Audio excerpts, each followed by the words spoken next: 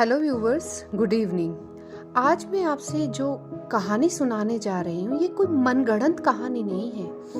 यह 100% सच्ची और साधारण सी कहानी है और जिसमें बहुत सारे पात्र भी नहीं है। बस दो ही मुख्य किरदार हैं, एक आदमी और एक जानवर। इस कहानी को पढ़े शायद मुझे 10 से 12 साल बीत गए हैं, मगर आज भी इसकी याद आते ही मेरी आंखें नम हो जाती हैं। गले में दबी हुई सिसकियों का आभास होने लगता है और हृदय टूटते टूटते रह जाता है। न जाने क्या जादू है इस कहानी में। आप भी यही सोच रहे होंगे ना, जो 100% सच्ची है, साधारण है और जिसका समा केवल 2 ही किरदारों ने और वो भी 24 सालों तक बांधे रखा। तो लीजिए सुनते हैं और आप ही बताइए वह आपके मर्म को छू गई या नहीं। इसके लिए हमें 7 समुंदर पार अमेरिका जाना पड़ेगा, जहां यह घटना घटित हुई थी। ओहायो अमेरिका के 51 प्रदेशों में से एक है। वह बहुत बड़ा और महत्वपूर्ण प्रदेश है और जिसकी राजधानी है शिकागो। अब इस महानगर से करीब 100 किलोमीटर की दूरी पर एक छोटा सा गांव है। हमारी कहानी के मुख्य किरदार हैं प्रोफेसर गैरी। वहाँ उनके अपने बूढ़े माँ बाप हैं, बीवी है और 2 बच्चों के साथ वो वहाँ रहते हैं। और वो रोज सुबह 8 बजे की गाड़ी पकड़कर शिकागो चले जाते हैं और वहाँ के विश्वविद्यालय में वो विज्ञान पढ़ाते हैं। ठीक 5 बजे उनका काम खत्म हो जाता है। थोड़ा बहुत तो यहाँ वहाँ हो ही जाता है, जैसे कि कोई मीटिंग हो या फिर छात्रों के इम्तिहानों की तैयारियां। बहुत सारे तरह के इस तरह के काम होते हैं।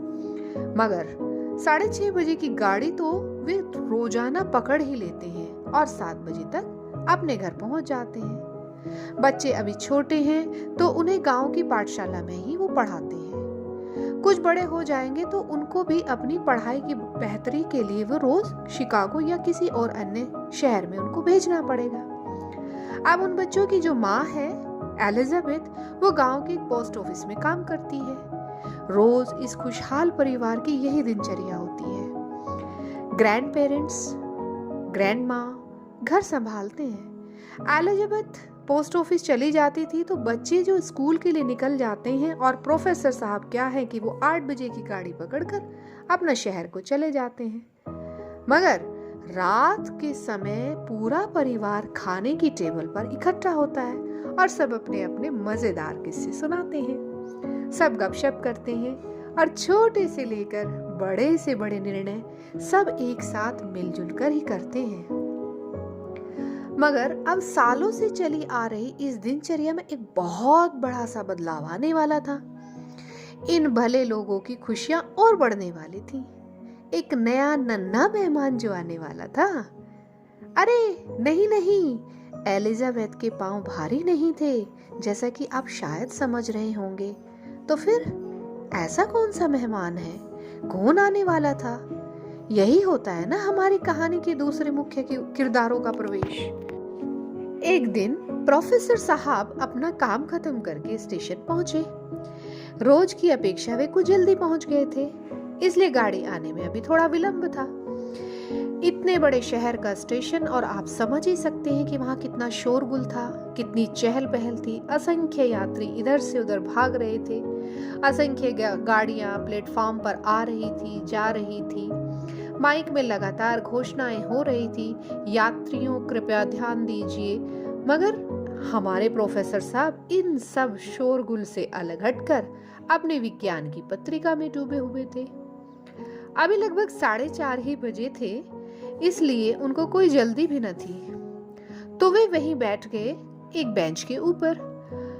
ठीक इसी के सामने आकर गाड़ी रुकती थी। थोड़ी देर बाद अचानक से क्या होता है कि उन्हें अपने पैरों में खिंचाव महसूस हुआ। झुक कर देखा तो आश्चर्यचकित रह गए, क्योंकि एक छोटा सा प्यारा सा पिल्ला जो लगभग 4 या 5 माह का रहा होगा, उनके दोनों जूतों के फीतों को खोल रहा था। उनको चबा चबा कर खींच कर खूब खेल रहा था। वह पिल्ला तो अभी कुछ महीनों का ही था, मगर था अलास्कन हस्की, जो काफी बड़े और हट्टे कट्टे हो जाते हैं। जैसा कि उनके नाम से ही पता चलता है, वे अलास्का के वासी होते हैं और वहां रहने के लिए तो बहुत ही सख्त, यानी कि 0 से नीचे का जो तापमान होता है उसका सामना करना पड़ता है। इसलिए कुदरत ने मानो इन कुत्तों को एक बहुत मोटा फर कोट दे रखा हो। तो इस छोटे से पिल्ले और गोल मटोल बर्फ का एक गोला जैसा लग रहा था। उसकी गुलाबी जीभ बाहर लटक रही थी और नीली आंखें, शरारत भरी आंखें प्रोफेसर साहब की ओर एकटक निहार रही थी। आप प्रोफेसर साहब को कुत्ते का यूं कहे जानवर बहुत पसंद नहीं थे। वे उनके खिलाफ भी नहीं थे। उनका मानना था जियो और जीने दो। वे काफी टिपटॉप रहना पसंद करते थे। और जो उनकी पत्नी थी एलिजाबेथ उनके कपड़े इस तरह से इस्त्री करती थी कि शाम को भी जब घर लौटे तो लगता है कि जनाब अभी काम पर ही जा रहे हो। उनका चमड़े का थैला और चमड़े के जूते 10 साल बाद भी ऐसे लगते थे जैसे बिल्कुल नए हों, क्योंकि वो चमचम चमकते थे पॉलिश की वजह से। और उनके बालों की तो मत पूछिए, हेयर क्रीम स्प्रे लगाकर उन्हें ऐसे चिपका देते थे कि तेज से तेज हवा भी उनके बाल को बांका नहीं कर पाती थी। तो आप समझ ही सकते हैं ना कि ऐसा व्यक्ति अपने फीते जो खुल रहे हैं, खोले जा रहे हैं और उनको चबा दिया जाए, और वो भी एक कुत्ते के पिल्ले के द्वारा, तो वो कितना बौखला उठे होंगे। उन्होंने अपनी टांगे खिसकाने की कोशिश की, मगर उस पिल्ले ने उनका पूरा का पूरा जो जूता था अपने मुंह के अंदर दबाने का प्रयास किया और उसको नहीं छोड़ा और पांव को टस से मस नहीं होने दिया। अब क्या था, जोर से चिल्लाते हुए उन्होंने कहा, शू शू, भागो भागो, मुझे तंग मत करो। मगर उस नन्ही सी मासूम जान ने सोचा कि उसे खेलने के लिए एक साथी मिल गया है।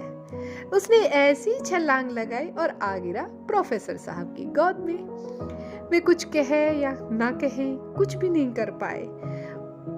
उससे पहले ही वह अपनी दोनों टांगों और कंधे के बीच में मुंह से उनको चाटने लगा। अब तो इस शैतान ने हद ही पार कर दी थी। प्रोफेसर साहब हड़बड़ा कर उठे और चिल्लाने लगे, बचाओ बचाओ। आने जाने वाले उनकी मदद करने के बजाय मुस्कुराने लगे और कोई सीटी बजा रहा था तो कोई कह रहा था, अरे बड़ा क्यूट लग रहा है। कोई जल्दी से पिल्ले को सहलाकर जा रहा था तो कोई हंसकर लौट जा रहा था। सचमुच वह मजेदार दृश्य रहा होगा। लंबे चौड़े सूट बूट पहने एक आदमी और उसके कांधे पर सवार एक बर्फ का गोला जो बार बार फिसल तो रहा था, मगर अपने मजबूत दांतों से हर बार फिसलते ही प्रोफेसर साहब का कोट जकड़ लेता था, मानो को झूला झूलने लगता था। प्रोफेसर साहब की किस्मत अच्छी थी कि तभी उनकी गाड़ी आ गई। गाड़ी की तेज सीटी सुनते ही पिल्ला घबरा गया और उसकी जकड़ छूट गई। वह बेचारा उसी बेंच पर पेट के बल जा गिरा। इस अप्रत्याशित आजादी का प्रोफेसर साहब ने पूरा फायदा उठाया। अपना सारा सामान समेटा, भागते भागते गाड़ी में झट से चढ़ गए और एक अच्छी सी जगह ढूंढकर वहां पर बैठ गए। हे भगवान, यह कैसी कयामत आ गई थी। शांतिपूर्ण दिनचर्या में यह कैसी उथल पुथल। चलो बला टली। यह सोचकर उन्होंने अपनी पत्रिका खोली और फिर उसमें एक बार डूब गए। अब यह पिल्ला स्टेशन पर कैसे पहुंचा था? वह रास्ते का कोई साधारण कुत्ता तो था नहीं। अलास्कन हस्की बहुत ही कीमती और विशेष जाति होती है। हुआ यह था कि नाना तरह के विशेष जाति के जानवरों को पिंजरे में डालकर एक शहर से दूसरे शहर में ले जाने के लिए गाड़ी में लादा जा रहा था। इस तरह से सुंदर सुंदर पक्षियों को घर में पालने की दुनिया में रिवायत है। अमेरिका में तो खासकर है, अमीर लोग इसका शौक रखते हैं। वे उनके लिए मुंह मांगी कीमत भी देने के लिए तैयार होते हैं। ऐसा कई बार हुआ है कि अमीर लोगों ने अपने खुदगर्ज औलादों को एक फूटी कोड़ी न देकर अपना सारा का सारा जो धन है, जमीन जायदाद, वो पालतू कुत्तों या बिल्लियों के नाम कर दी। अमेरिका में तो अक्सर लोगों को घरेलू जानवर बहुत पसंद होते हैं। वे उन पर बहुत ज्यादा प्रेम उड़ेलते हैं। उनके लिए आजकल विशेष सलून भी होते हैं जहां उनकी मालिश की जाती है, खूबसूरत फूल पत्तियोंदार खुशबूदार पानी से नहलाया जाता है और उनके नाखून और पूंछ को भी कतर कर एक सलीके से तैयार किया जाता है। यहाँ तक कि उनके लिए विशेष कपड़े भी बनते हैं, विशेष पट्टे, विशेष खाना। यही नहीं, उनके लिए होटल भी होते हैं। और इतना ही नहीं, कानून उन लोगों के लिए बहुत शक्ति से पेश आता है जो पशु पक्षियों के साथ में क्रूरता से और निर्ममता के साथ व्यवहार करते हैं। जी हाँ, जेल की चक्की भी पीसनी पड़ती है। आखिर मानव हो या पशु, हम सभी तो ईश्वर की सृष्टि ही है। यह खुशी की बात है कि हम मनुष्य इस सत्य के प्रति सचेत हो रहे हैं। हाँ, तो हमारी कहानी का दूसरा किरदार एक पिंजरे में बंद था, और जब उसे गाड़ी में लादा जा रहा था तब पिंजरे की चिटकनी खुल गई थी और धक्के की वजह से वह बेचारा लुढ़क कर गिर पड़ा जमीन पर। भीड़ भाड़ और जल्दी में किसी का ध्यान उस पर गया ही नहीं और वह जाकर छिप गया एक बेंच के नीचे, और उसी बेंच के पास आकर बैठे थे प्रोफेसर गैरी। तो इस तरह दोनों की पहली मुलाकात हुई। शाम के ठीक 7 बजे गैरी अपने गांव पहुंच गए। उनका घर स्टेशन के बिल्कुल पास ही था, तो वे पैदल चले गए रोज की तरह। जाकर घंटी बजाई तो उनके 10 वर्ष के बेटे ने दरवाजा खोला। खोलते ही उसका चेहरा अचानक खिल उठा, आंखें चमकने लगी और उसने जोर से पापा को अपनी बाहों में जकड़ लिया। बोला, डैड, शुक्रिया शुक्रिया, आप दुनिया के सबसे अच्छे डैडी हो। आपने मेरे सपने को सच कर डाला। प्रोफेसर साहब बिल्कुल दंग रह गए। अरे, उनका बेटा अचानक इतना खुश क्यों हुआ था? उन पर इतना प्रेम क्यों उड़ेल रहा था? उन्होंने ऐसा क्या काम कर दिया कि उनका बच्चा आज फूला न समा रहा था? तभी अचानक उनके पीछे से बर्फ जैसा सफेद गोल मटोल एक गोला भागता हुआ, लुढ़कता हुआ घर में घुस गया। प्रोफेसर साहब बुद्ध बने खड़े देख रहे थे। उनको विश्वास ही नहीं हो रहा था कि यह मुसीबत जिससे उनको छुटकारा मिल गया था अब यहाँ उनके घर के भीतर आ पहुंचा था। उनको तो ठीक से याद था कि वह पेट के बल बेंच पर गिरा था, फिर गाड़ी में कब पहुंच गया। हे भगवान, कैसा खेल खेल रहे हैं आप मेरे साथ? प्रोफेसर साहब परेशान होकर बोले। उनको पता ही नहीं था कि वह पिल्ला पहली नजर में ही उनको अपना दोस्त और मालिक मान बैठ चुका था। वह उनके पीछे पीछे भागता हुआ गाड़ी में भी चढ़ गया था और फिर उन्हीं की बेंच के ठीक नीचे वह चुपचाप बैठा रहा। जब प्रोफेसर साहब उतरे तो वह भी उनके साथ साथ स्टेशन पर उतर गया और उन्हीं के साथ लुढ़कते, गिरते, संभलते, दौड़ते हुए उनके घर तक आसानी से पहुंच गया था। अब बेटे ने पिल्ले को अपनी बाहों में भर लिया और वो जो पिल्ला था वो दुम हिलाता हुआ उसका मुंह चाटने लगा, मानो कह रहा हो, आ मैं गया हूँ, अब तुम लोगों की रक्षा भी मैं ही करूंगा। खुशी के मारे बच्चा पागल सा हो गया और बोलने लगा, जोर जोर बोलने लगा, ग्रैंडपा, ग्रैंडपा, ग्रैंडमा, मम्मी से चिल्लाता हुआ पूरे घर का चक्कर काटने लगा। घर के सभी सदस्य अपना काम छोड़कर तुरंत भागे और देखा कि उसके पास एक पिल्ला है। उन्होंने उसको सहलाया, उसका खूब स्वागत किया। पिल्ला तो मानो खुशी के समुद्र में डूब रहा था। कुछ देर तक तो वह इसका मजा लेता रहा, लेकिन फिर अचानक नीचे कूद गया और जाकर प्रोफेसर साहब के पास खड़ा हो गया। वे अभी तक दरवाजे के पास ही खड़े थे। वह पिल्ला अपनी नीली आंखों से उन्हें एकटक देखता रहा, पूंछ हिलाता रहा, मानो कह रहा हो, ए मेरे मालिक, मुझे अपना लो, मैं आपके प्यार के बगैर जी नहीं सकूंगा। अब प्रोफेसर साहब पिघल गए और पिल्ले को अपनी बाहों में उठाते हुए बोले, ठीक है मेरे दोस्त, यही तेरा घर है आज से। तू साए की तरह मेरा पीछा करता हुआ आया है ना, तो तुझे मैं आज नया नाम देता हूँ। आज से मैं तुझे शैडो के नाम से पुकारूंगा। तो इस तरह से आ गया यह नन्हा मेहमान जिसका मैंने आपसे शुरू में जिक्र किया था। और बहुत जल्द ही उसने घर में ही नहीं बल्कि सबके दिलों में अपना स्थान बना लिया।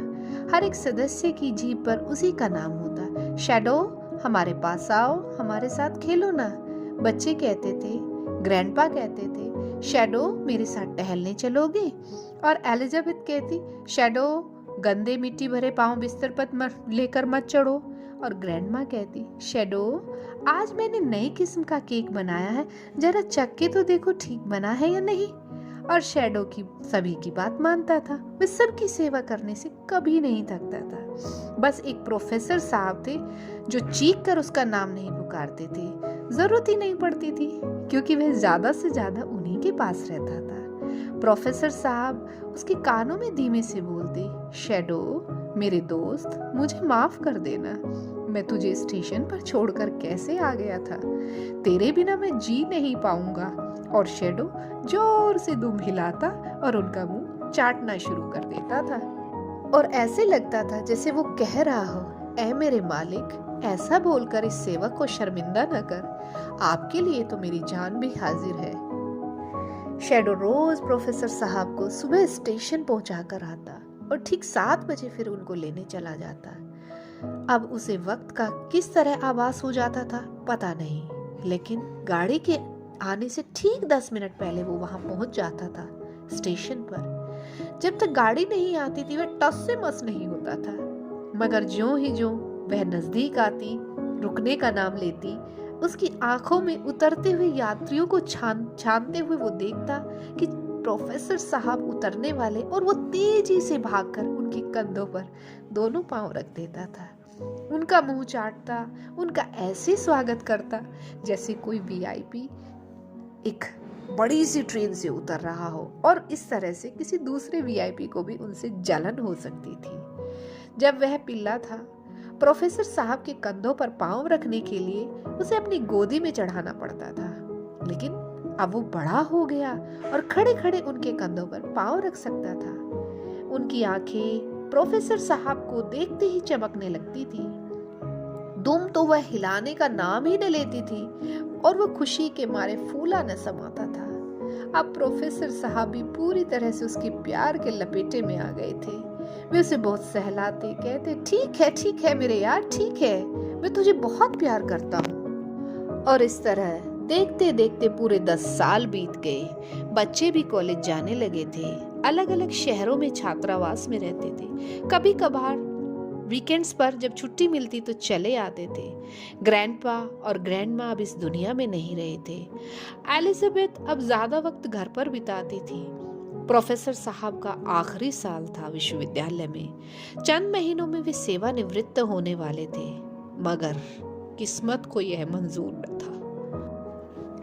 एक दिन क्लास लेते समय उनको हार्ट अटैक आ गया और उन्हें तुरंत शिकागो के बेस्ट हॉस्पिटल में एडमिट कराया गया। एलिजाबेथ को न्यूज़ दे दी गई तो वह शैडो को एक पड़ोसी के हवाले कर शिकागो चली गई। बच्चे भी अपने अपने शहरों से जल्दी रवाना होकर शिकागो पहुंच गए, वो भी ठीक समय पर, क्योंकि अगले दिन प्रोफेसर साहब का इंतकाल हो गया। चूंकि पूरा परिवार वहीं था तो उनका फ्यूनरल भी वहीं किया गया।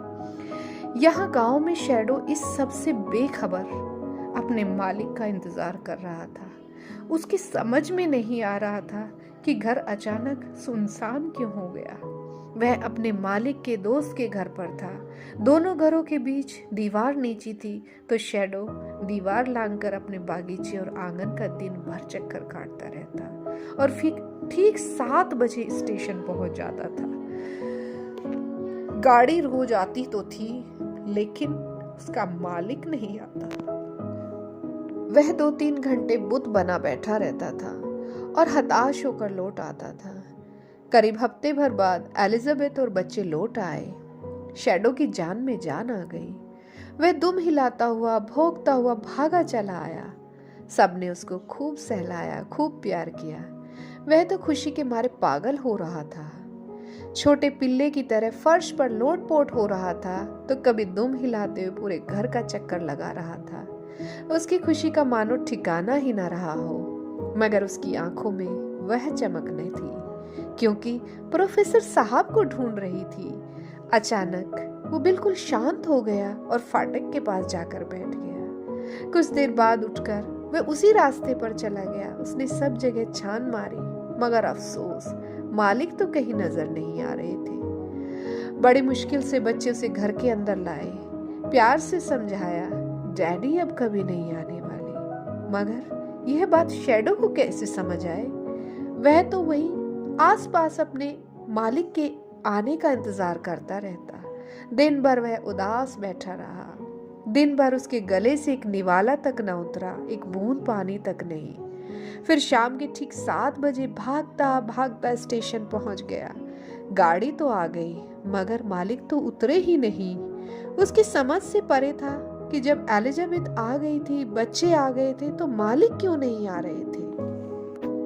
अगर शैडो अपने मालिक का मृत शरीर देखता, उसे सूंघता, तो शायद उसकी समझ में आ जाता कि अब उस शरीर में जान नहीं रही। वह शोक जरूर मनाता, मगर कम से कम बात तो समझ में आ जाती। कई बार ऐसा भी हुआ है कि कुत्तों ने अपने मालिकों की डेथ के बाद खाना पीना छोड़ दिया और जान दे दी। कुत्तों की वफादारी दुनिया भर में मशहूर है। कुछ तो अपने मालिकों से इतना प्रेम करते थे कि वे उनके बिना जी ही नहीं पाते। मगर शैडो की तो बात कुछ और ही थी। वह तो हृदय में एक आस लिए बैठा था, उसके मालिक आ जाएंगे। वह इस बात से बिल्कुल अनभिज्ञ था, बेखबर था कि अब वे इस दुनिया में नहीं रहे। वह थोड़ा बहुत खा लेता, बस जिंदा रहने के लिए, और फिर ठीक शाम के 7 बजे स्टेशन पहुंच जाता। 2 महीने, 3 महीने, इस तरह से एलिजाबेथ ने अपना घर बेच डाला और बच्चों के साथ शिकागो रहने चली गई।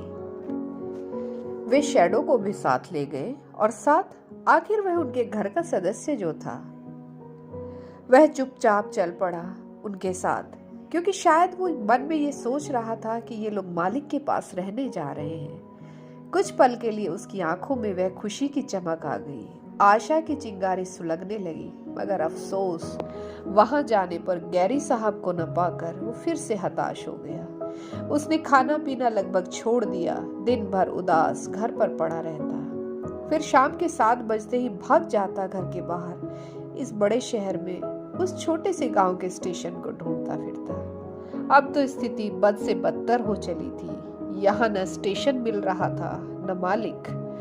कई बार भटकते भटकते वह रास्ता खो बैठता। कभी कभी तो कार के नीचे आते आते बच जाता।